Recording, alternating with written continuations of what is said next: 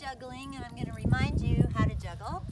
And you start with one object, could be a piece of fruit, whatever you have around the house, and you just toss it from hand to hand in an arc.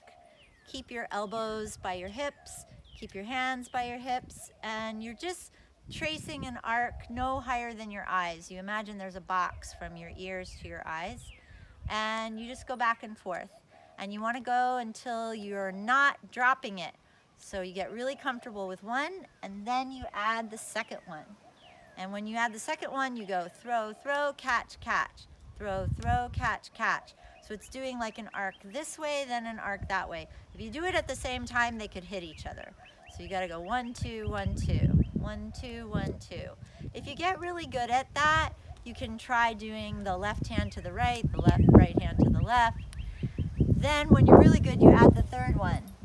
And you put 2 in the hand that you want to throw with first. And you just go throw, throw, throw, throw, throw. So this is called a cascade. And this is one type of juggling. There are other kinds. Once you get really good at this and you get really comfortable with it, you can start to do tricks with it, like behind your back or under your leg. Or if you have an apple, you can take a bite of your apple. There's all kinds of things that you can do. You can do things where some go over and some go under. And then once you drop it, you just pick it up and start again. So have fun.